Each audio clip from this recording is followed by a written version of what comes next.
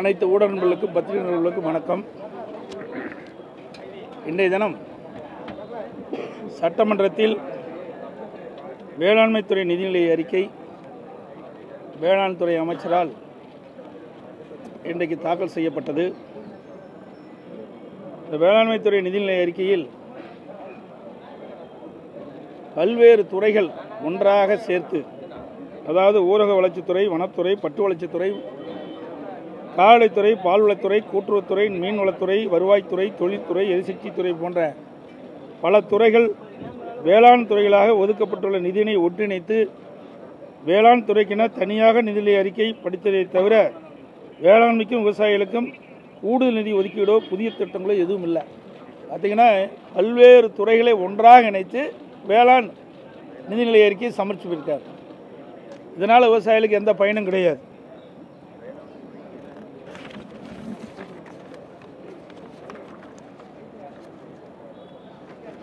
ரெண்டாயிரத்தி 21 சட்டமன்ற பொதுத் தேர்தலின் போது திராவிட முன்னேற்ற கழகத்தின் சார்பாக தேர்தல் அறிக்கை வெளியிட்டார் இன்றைய முதலமைச்சர், அன்றைய எதிர்க்கட்சி தலைவராக இருக்கின்ற பொழுது. அதில் திராவிட முன்னேற்ற கழகம் ஆட்சிக்கு வந்தவுடன் விவசாயிகளுக்கு ஒரு குவிண்டால் நெல்லுக்கு விலை 2500 ரூபாய் வழங்கப்படும் என்று அறிவித்தார். இதுவரை வழங்கவில்லை. அதேபோல் ஒரு டன் மெட்ரிக் டன் கரும்புக்கு விவசாயிகள் உற்பத்தி செய்யப்படுகின்ற ஒரு மெட்ரிக் டன்னுக்கு ஆதார விலையாக 4000 ரூபாய் வழங்கப்படும் என்று அறிவித்தார்கள். ஆனால் வருகின்ற நடப்பாண்டுக்கு மத்திய அரசு நிர்ணயிக்கப்பட்ட விலையோடு சிறப்பு ஊக்கத்தொகையாக 215 ரூபாய் வழங்கப்படும் என்று அறிவித்திருக்கின்றார்கள். அதே தேர்தல் நடக்கின்ற பொழுது விவசாயிகளை கவர்ச்சிகரமாக அறிவிப்பை கொடுத்து விவசாயிகள் வாக்குகளை பெற்ற பிறகு, ஆட்சிக்கு வந்த பிறகு விவசாயிகளை மறந்து, விவசாயிகளுக்கு கொடுக்கப்பட்ட வாக்குறுதியை மறந்த அரசாங்கம்தான் இந்த விடியா திமுக அரசு என்பதை இன்றைக்கு விவசாயிகள் புரிந்து கொண்டிருக்கிறார்கள். அதேபோல டெல்டா மாவட்டத்தில் 2023ஆம் ஆண்டு, போன ஆண்டு, அதாவது 24, 23, 24 குறுவை சாகுபடிக்காக தண்ணீர் திறந்து விடப்பட்டு முழுமையாக தண்ணீர் இல்லாத காரணத்தினால் சுமார் டெல்டா மாவட்டங்களில் 3.50 லட்சம் ஏக்கர் நிலம் தண்ணீர் இல்லாமல் வறண்டு காய்ந்து சேதமடைந்துள்ளது. இந்த குறுவை சாகுபடிக்கு இந்த விடியா திமுக அரசு பயிர் காப்பீட்டு திட்டத்தில் இடம்பெறாத காரணத்தினால் இந்த 3 லட்சம் ஏக்கர் குறுவை சாகுபடி செய்த விவசாயிகளுக்கு பயிர் காப்பீட்டு திட்டத்தின் மூலமாக இழப்பீட்டு தொகை கிடைக்கவில்லை. அந்த தொகையை இந்த அரசு கொடுக்க வேண்டும் என்று நான் அறிக்கையின் வாயிலாக, ஊடகத்தின் வாயிலாக சட்டமன்றத்திலும் நான் விவசாயிகள் சார்பாக அந்த கருத்தை எடுத்து வைத்தேன். ஆனால் இந்த பட்ஜெட்டிலும் நிதிநிலை அறிக்கையிலும் அதை குறிப்பிடவில்லை. வேளாண் நிதிநிலை அறிக்கையிலும் விவசாயிகள், டெல்டா மாவட்டத்தில் பாதிக்கப்பட்ட விவசாயிகளுக்கு, குறுவை சாகுபடி செய்த விவசாயிகளுக்கு எந்த இழப்பீட்டு தொகையும் அறிவிக்கப்படவில்லை. இது மிக வேதனைக்கு உரியது. இனி இந்த ஆட்சி பொறுப்பேற்று 3 ஆண்டு காலமாக குறுவை சாகுபடிக்கு பயிர் காப்பீட்டு திட்டத்தில் சேர்க்கப்படுவதில்லை. இதனால் விவசாயிகள் கடும் பாதிப்புக்குள்ளாயிருக்கிறார்கள். இனி வருங்காலத்திலாவது இந்த விடியா திமுக அரசு விவசாயிகளுடைய கஷ்ட நஷ்ட துன்பங்களை அறிந்து, இப்படி இயற்கை சீற்றத்தினால் விவசாயிகள் பாதிக்கப்படுகின்ற பொழுது பயிர் காப்பீட்டு திட்டத்தில் அவர்களை சேர்க்கப்பட்டு உரிய முறையில் இழப்பீட்டுத் தொகை பெற்றுத் தருவதற்கு இனி வருங்காலத்தில் குறுவை சாகுபடி விவசாயிகளுக்கு பயிர் காப்பீட்டு திட்டத்தை திட்டத்தில் இடம்பெற செய்ய உரிய நடவடிக்கை இருக்க வேண்டும். அதேபோல மழையிலும் நிலத்தடி நீரை பயன்படுத்தி டெல்டா மாவட்ட விவசாயிகள் சம்பா, தாளடி போன்ற பயிர் சாகுபடி செய்தார்கள். இந்த ஆண்டு கர்நாடகத்திலிருந்து ஒவ்வொரு மாதம் நமக்கு கிடைக்க வேண்டிய பங்கு நீரை பெறாத காரணத்தினால், முழுமையாக இந்த பயிலுக்கு தண்ணீர் வழங்காத காரணத்தினால் அந்த பயில் காய்கின்ற நிலையில் விவசாய மக்கள் எங்களுக்கு தண்ணீர் திறந்து விடுங்கள், பயிர் விளைச்சல் அடையக்கூடிய சூழ்நிலையில் இருக்கின்றது என்று கோரிக்கை வைத்தார்கள். அவருடைய கோரிக்கையை ஏற்று விவசாய இந்த அரசு தண்ணீர் உரிய நேரத்தில் தண்ணீர் திறந்து விடவில்லை. காலம் தாழ்த்தி தண்ணீரை திறந்து விட்ட காரணத்தினால் அந்த தண்ணீரும் பயனில்லாமல் போய்விட்டது. விவசாயிகளும் தங்களுடைய பயிர்களை காப்பாற்ற முடியாத சூழ்நிலை ஏற்பட்டுவிட்டது. அப்படி சம்பா தாளடி நடவு செய்த விவசாயிகள் தண்ணீர் இல்லாமல் காய்ந்து பயிர்கள் சேதமடைந்திருக்கின்றன. இதை முழுமையாக இந்த அரசு வேளாண் துறை அதிகாரிகள், வருவாய்த்துறை அதிகாரிகளை வைத்து கணக்கிட்டு சம்பா தாளடி பயிர் செய்த பாதிக்கப்பட்ட அனைத்து விவசாயிகளுக்கும் நிவாரணம் வழங்க வேண்டும். ஒரு ஏக்கருக்கு 35,000 ரூபாய் இழப்பீட்டுத் தொகை வழங்க வேண்டும். அதேபோல் குறுவை சாகுபடி செய்து பாதிக்கப்பட்ட விவசாயிகளுக்கு பயிர் காப்பீட்டு திட்டம் பயிர் காப்பீட்டு திட்டத்தின் மூலமாக அவர்கள் இடம்பெற செய்தால் ஒரு ஹெக்டருக்கு 84,000 ரூபாய் கிடைச்சிருக்கும். அந்த அளவுக்கு இவர்கள் இழப்பீட்டு தொகை கொடுக்காவிட்டாலும் குறுவை சாகுபடி செய்து பாதிக்கப்பட்ட விவசாயிகளுக்கு ஒரு ஏக்கருக்கு சுமார் 35,000 ரூபாய் வழங்க வேண்டும். அதேபோல் 2023 ஆண்டு டிசம்பரில் கனமழை பொழிந்தது. தென் மாவட்டங்களில் தூத்துக்குடி, திருநெல்வேலி, தென்காசி, கன்னியாகுமரி போன்ற மாவட்டத்தில் கனமழை பெய்து அந்த கனமழையில் இன்றைக்கு ஆங்காங்கே தண்ணீர்கள் இன்றைக்கு ஆற்றிலிருந்து அங்கே இருக்கின்ற நதியின் வழியாக விளைநிலங்களில் மணல் வந்து திட்டாக படிந்து விட்டது.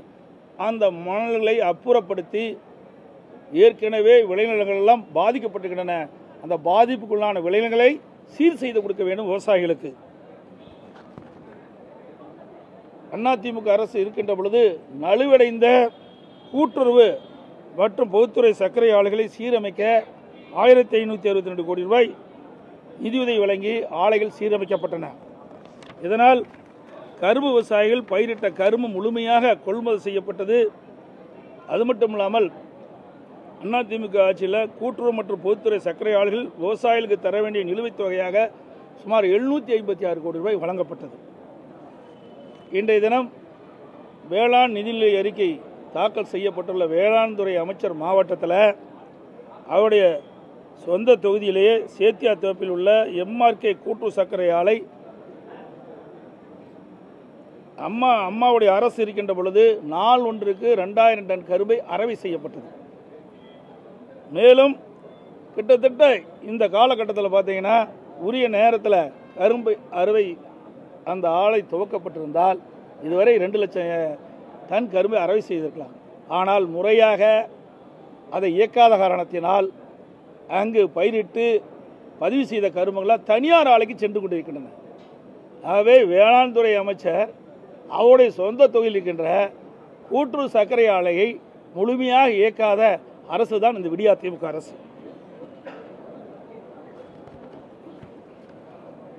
அதேபோல் கிருஷ்ணகிரி மாவட்டம் ஒசூர் நகரத்து பகுதியில் அம்மாவுடைய அரசு இருக்கின்ற பொழுது கிருஷ்ணகிரி மாவட்டம், தருமபுரி மாவட்டம், சேலம் மாவட்டத்தில் இருக்கின்ற மலர் பயிரிடுகின்ற விவசாயிகளுடைய கோரிக்கையை ஏற்று ஒசூரில் சர்வதேச ஏல மையம் ஒன்று 21 கோடியில் அமைச்சோம். ஏன்னா நம்ம இந்த 3 மாவட்ட விவசாயிகள் மலர்களை விற்பனை செய்ய வேண்டும் என்றால் பெங்களூர் சென்று தான், கர்நாடகத்தில் பெங்களூர் சென்று தான் விற்பனை செய்ய வேண்டிய நிலைமை இருந்தது. அவர்களுக்கு போதிய விலை கிடைக்காத காரணத்தினால ஒசூரில் சர்வதேச ஏல மையம் அமைக்கப்பட்டது. அந்த ஏல மையம் இன்னும் முழுமையாக செயல்படவில்லை. இது வருந்தத்தக்கது. இதனால் மலர் பயிரிடுகின்ற விவசாயிகள் கடுமையாக பாதிக்கப்பட்டிருக்கிறாங்க. அதோட இயற்கை விவசாயத்துக்கு இந்த வேளாண் நிதிநிலை அறிக்கையில் எந்த ஒரு அறிவிப்பும் கிடையாது, எந்த ஒரு நிதி ஒதுக்கீடும் கிடையாது. எல்லாமே இயற்கை விவசாயத்தை நாடி சென்று கொண்டிருக்கிறார்கள். ஆனால் இன்றைய வேளாண் நிதிநிலை அறிக்கையில் அதுக்காக எந்த திட்டமும் இல்லை, எந்த நிதியும் ஒதுக்கப்படவில்லை. அதேபோல் தென்னை விவசாயிகளுக்கு எந்த அறிவிப்பு முன்னறிவிப்பு எதுவுமே இதில் இடம்பெறல. அது குறிப்பாக போனீங்களா 2021 சட்டமன்ற பொதுத் தேர்தலின் போது திராவிட முன்னேற்ற கழகம் ஆட்சிக்கு வந்தால் தென்னை பயிரிட்ட விவசாயிகளுக்கு பல்வேறு திட்டங்கள் வழங்கப்படும் என்று அறிவிப்பை வழங்கினாங்க. அது ஒரு சில திட்டத்தை நான் சொல்கிறேன். அவருடைய தேர்வு அறிக்கையில் 13ஆம் பக்கத்தில் 62வது அறிவிப்பு. தமிழகம் முழுவதும் தென்னை விவசாயிகள் கூட்டுறவு சங்கங்கள் மூலம் தென்னை மரத்திலிருந்து நீரா போன்ற பதநீர் இறக்கி விற்பனை செய்யப்படும். எதுவுமே அமல்படுத்தலை. அதிமுக ஆட்சியில் தான் நீரா போனம் கொண்டு வந்து விவசாயிகளை காப்பாற்றுவதற்கு, தென்னை பயிரிட்ட விவசாயிகளை காப்பதற்காக இந்த திட்டத்தை கொண்டாந்து அதை இவர்கள் அறிவிப்பாக கொடுத்தாங்க. அது நடைமுறைப்படுத்தலை. அறிவிப்பு 63 தென்னை விவசாயிகள் நலன் கருதி இளநீர், தேங்காய் ஆகியவற்றின் பயன்பாடுகள் பல்கி பெருகு வரும் தென்னை தோப்பில் அடுக்கு விவசாய முறை மூலம் பல்வகை பயிர்களை பயிரிட்டு ஆண்டு முழுவதும் தொடர்ச்சியான வருவாய் ஈட்டுவதற்கும் ஏற்ற திட்டங்கள் நிறைவேற்றப்படும். இது போன்ற வேளாண்மையில் ஈடுபட்டோருக்கு ஊக்கத்தொகை வழங்கப்படும். இதுவரைக்கும் அந்த திட்டத்தை நிறைவேற்றல, அறிவிப்போடு நின்று போச்சு. அறிவிப்பு 4 சிலந்தி நோய் மற்றும் வறட்சியால் பாதிக்கப்படும் தென்னை மரங்களும் அவ்வப்போது வருகின்ற நோய்களால் பாதிக்கப்பட்ட தென்னை மரங்களுக்கும் உரிய இழப்பீடு வழங்க அரசு அவருடைய முயற்சி செய்யப்படும் சொன்னாங்க. அதுவும் செய்யலை. அறிவிப்பு 65 பொள்ளாச்சி மற்றும் பட்டுக்கோட்டையில் தென்னை வளர்ச்சி வாரியத்தின் துணை மண்டல மையமும் ஒருங்கிணைந்த தென்னை பொருள்கள் உற்பத்தி வளாகமும் அமைத்து தரப்படும். மேலும் சேலம், பேராவணி, பட்டுக்கோட்டை போன்ற தமிழகத்தின் பல்வேறு ஊர்களில் கயிறு சார்ந்த பல்வேறு பொருட்கள் சிறு மற்றும் குடிசை தொழிலாகவும் மகளிர் சுய உதவிக்குழு குழுக்கள் மூலமாகவும் தயாரிக்கப்பட்டு விற்பனை செய்யப்படுகின்றன. இவற்றை தமிழக அரசு கூட்டுறவு நிறுவனங்கள் நேரடியாக கொள்முதல் செய்து விற்பனை செய்யப்படும். அந்த அறிவிப்போட விட்டுட்டாங்க. அறிவிப்பு 66 கொப்பரை தேங்காய்களை தமிழ்நாடு தென்னை நலவாரியத்தின் தமிழ்நாடு கோகனட் வெல்ஃபேர் போர்டு மூலம் அரசே கொள்முதல் செய்வதோடு கொள்முதல் விலையையும் அரசே நிர்ணயம் செய்யும். மேலும் தேங்காய் எண்ணெய் அரசு கொள்முதல் செய்து நியாய விலைக் கடையில் விற்க நடவடிக்கை மேற்கொள்ளப்படும். அந்த தென்னை மர விவசாயிகள்லாம் இதை நிறைவேற்ற வேண்டும் என்று அண்மையில் அறவழியில் சென்னையில் வந்து போராட்டம் நடத்தினாங்க. அதற்கும் தீர்வு காணல இந்த அரசு. இப்படி தென்னை விவசாயிகளுக்கு இந்த ஆட்சி வந்தவுடனே நான் சொன்ன அந்த அறிவிப்பில் இடம்பெற்ற நிறைவேற்றப்படும் சொன்னாங்க. அதுவும் நிறைவேற்றப்படவில்லை.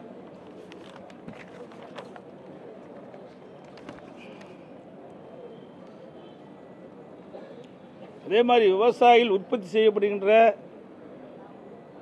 நெல்லை மூட்டைகளாக பிடித்து அரசு நேரடி கொள்முதலுக்கு கொண்டு செல்றாங்க.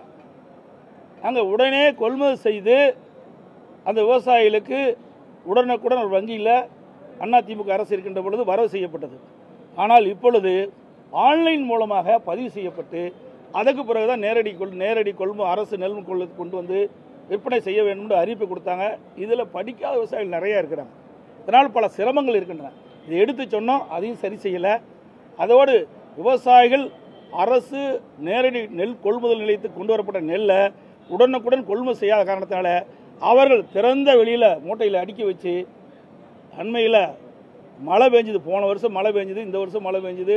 நிறைய நெல் மூட்டைகள் நனைந்து முளைத்து வீணாகியிருக்கு. இன்னைக்கு பார்த்தீங்கன்னா மயிலாடுதுறையில் கூட பார்த்தீங்கன்னா அரசு நேரடி கொள்முதல் நிலையத்தில் 35,000 மெட்ரிக் டன் நெல் கொள்முதல் செஞ்சு அங்கேயே இருப்பிச்சிட்டு இருக்காங்க. அது வேற இடத்துக்கு கொண்டு போகல. அந்த மயிலாடுதுறை மாவட்டத்தில் இருக்கின்ற அருகில் இருக்கின்ற அந்த சுற்று வட்டாரத்தில் இருக்கின்ற விவசாயிகள் எல்லாம் தற்போது அறுவடை செய்த அந்த நெல் மூட்டைகள் எல்லாம் இன்றைக்கு விற்பனைக்காக நேரடி கொள்முதல் கொண்டு வந்து திறந்த வெளியில் அடுக்கி வச்சு காத்துக்கிட்டு இருக்கிறாங்க. இப்படிப்பட்ட அவல நிலை இந்த ஆட்சியிலே பார்க்க முடியும்.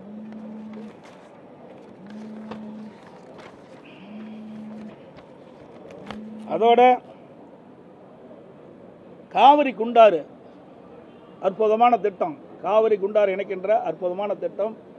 மாண்புமிகு புரட்சித் தலைவி அம்மா இருக்கின்ற பொழுது இந்த திட்டத்தை அறிமுகப்படுத்தினாங்க. அம்மா மறைவுக்கு பிறகு அம்மாவுடைய அரசு அந்த திட்டத்தை நிறைவேற்றுவதற்காக முதற்கட்டமாக நானே நேரடியாக சென்று காவிரி குண்டார் கால்வாய் திட்டத்திற்கு அடிக்கல் நாட்டப்பட்டது. அந்த திட்டம் அப்படியே கிடப்பில் போட்டேன். அதே இன்றைக்கி மேட்டூர் அணையிலிருந்து வெளியேறுகின்ற உபரி நீர் அந்த காவிரி குண்டாறு கால்வாயின் வழியாக இன்றைக்கு திருச்சி, புதுக்கோட்டை, சிவகங்கை, விருதுநகர், ராமநாதபுரம் 5 மாவட்டங்களை ஏரி குளங்கள் நிரப்பி நிலத்தடி நீர் உயர்வதற்காக இப்போ அற்புதமான திட்டத்தை அந்த திட்டத்துக்கு நிதி ஒதுக்கீடு நிதிநிலை அறிக்கையிலே நிதி ஒதுக்கீடு இல்லை.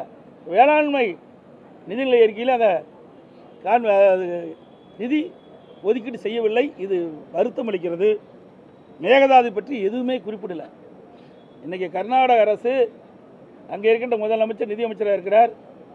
அவர் சட்டமன்றத்தில் நிதிநிலை அறிக்கை தாக்கல் செய்கின்ற பொழுது மேகதாது அணை கட்டப்படும் என்ற அறிவிப்பு கொடுத்தார். அதற்கு உண்டான முழுமையான அறிவிப்பு இந்த நிதிநிலை அறிக்கையிலையும் குறிப்பிடல, இந்த வேளாண் பட்ஜெட்லையும் குறிப்பிடல. அதேபோல் சரபங்க நீரேற்று திட்டம் எங்கள் சேலம் மாவட்டத்தில் இருக்கிற 4 சட்டமன்ற தொகுதி, இன்றைக்கு மேட்டூர், ஓமலூர், எடப்பாடி, சங்ககிரி 4 சட்டமன்றத்தில் இருக்கின்ற வறண்ட பகுதியில் இருக்கிற 100 ஏரிகள் நீர் நிரப்பின திட்டம். மேட்டூர் அணையிலிருந்து நீரேற்றின் மூலமாக இந்த தண்ணீரை நிரப்புகின்ற திட்டம் நான் இருக்கின்ற பொழுது முதற்கட்டமாக 6 ஏரிக்கு நீர் நிரப்பணும். அப்படியே வேகத்தில் நடந்துகிட்டு இருக்குது. பல முறை சொல்லி அதுவும் நிற்கல. அதுக்கு தேவை நிதியும் ஒதுக்கீடு. அந்த திட்டமும் கிடப்பில் கிடக்குது. அதுபோல் நடந்தாய் வாழி காவிரி அற்புதமான திட்டம். நாங்கள் மத்திய அரசுக்கு போராடி வாதாடி திட்டத்தை நிறைவேற்ற சொன்னேன். மேட்டூர் அணையிலிருந்து வெளியேறுகின்ற நீர் கடலில் போய் கலக்கின்ற வரை நீ பார்த்தீங்கன்னா 2 பக்கம் நகரங்கள் இருக்கின்றன. நகரத்திலிருந்து வெளியேறுகின்ற அந்த மாசுபட்ட நீர் நதியில் கலக்கி நதியில் கலந்து நீர் மாசுபடுகிறது. அதே அப்படி மாசுபடுகின்ற நீரை ஆங்காங்கே பேபி கால்வாயின் மூலமாக அங்கே ஒரு செம்பு கட்டி சுத்தப்படுத்தி ஆற்றில் விடுவதுதான் இந்த நடந்தாய் வாழி காவிரி திட்டம். இது மேட்டூரிலிருந்து வெளியேறுகின்ற நீர், அதே போல் பவானிசாலிலிருந்து வெளியேறுகின்ற நீர், அதுபோல் உங்களுக்கு நொய்யல், அமராவதி இந்த ஆறிலிருந்து அங்கிருந்து வெளியேறுகின்ற நீர் கடைசி வரை கடலில் கலக்கின்ற வரை நீர் மாசுபடாமல் தடுப்பதற்காக நடந்தாய் வாழி காவிரி திட்டத்தை உடனே அதுக்கும் எந்த இதுவும் இல்லை.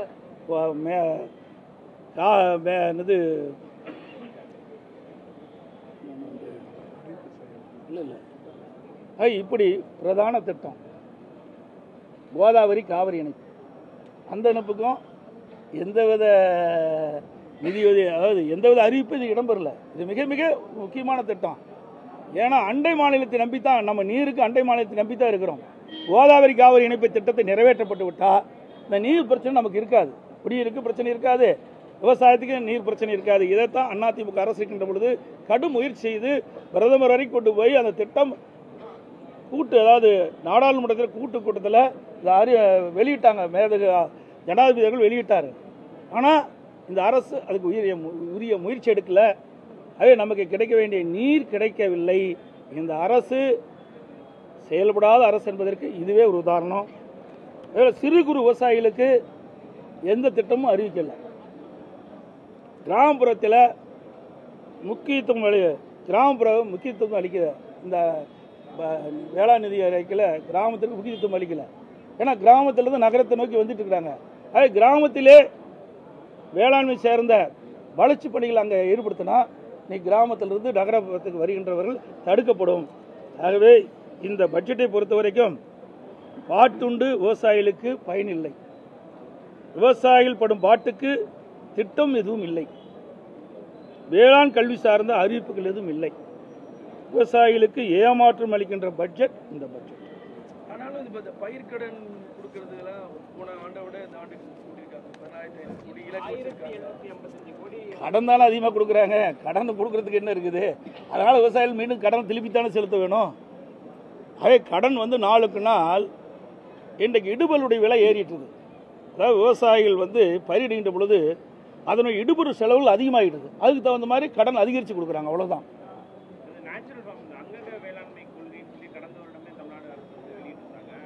அதான் இயற்கை சார்ந்த விவசாயத்துக்கு எந்த அறிவிப்பும் இல்லை. நிதியும் ஒதுக்கல, அறிவிப்பும் காணும்.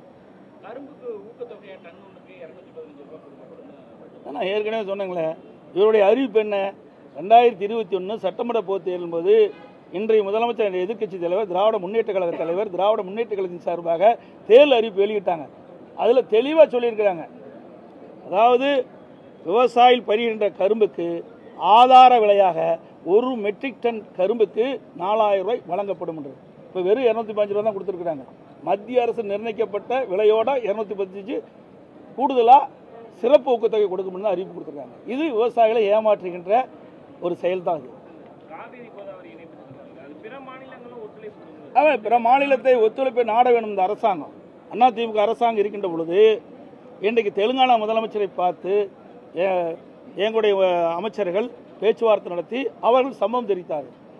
சகோதரர் வேலுமணி அவர்களும் சகோதரர் ஜெயக்குமார் அவர்களும் நாங்கள் அனுப்பி வச்சோம். இந்த தெலுங்கானா முதலமைச்சரை பார்த்து இந்த கோதாவரி காவிரி இணைப்புக்கு நீங்கள் உதவி செய்ய வேண்டும் அவர்கள் ஒத்துக்கொண்டார். அதே போல் தெலுங்கானா முதலமைச்சரை ஆந்திரா முதலமைச்சரை சந்தித்து சகோதரர் வேலுமணி அவர்களும் திரு ஜெயக்குமார் அமைச்சராக இருந்த பொழுது, அம்மாவுடைய அரசு இருக்கின்ற பொழுது அனுப்பி வைத்து அவருடைய பேச்சுவார்த்தை நடத்தினார். அவர்களும் ஒத்துக்கொண்டார். மத்திய அரசும் இந்த திட்டத்தை அமுல்படுத்துவதற்கு விரிவான திட்ட அறிக்கை தயாரிக்கின்ற பணி துவங்கப்பட்டது. ஆனால் மாநில அரசு அதுக்குண்டான உதவி செய்யாத காரணத்தினாலே அவர்கள் அது அப்படி கிடப்பில் கிடக்கு.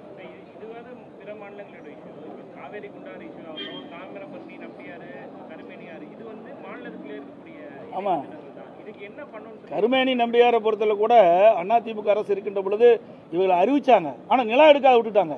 ஃபேஸ் 1, 2, 3, 4 4 எடுத்தாங்க. 1, 2 அதிமுக ஆட்சி முடிச்சுது. 3வது நாங்கள் முடிச்சிட்டோம். 4வதுக்கு நில எடுப்பு பணி நடந்துட்டு இருக்குது. இப்போ இந்த அரசு வந்து போய் முடிச்சு இன்றைக்கு இந்த கனமழை, இன்றைக்கி பார்த்தீங்கன்னா தென் மாவட்டத்தில் கனமழை விழிஞ்சுது அண்மையில். அதில் இன்றைக்கி சோதனை ஓட்டம் ஓட்டினாங்க. சோதனை ஓட்டம் சரியான முறையில்னால நிறைய உடைப்பு ஏற்பட்டுது, நிறைய சேதாரம் ஏற்பட்டது. இதுதான் இந்த விடியா திமுக ஆட்சியில் நிர்வாகம் எந்த அளவுக்கு இருக்கு என்பதை நீங்கள் எண்ணி பார்க்க வேண்டும். அனைவருக்கும் வணக்கம், நன்றி.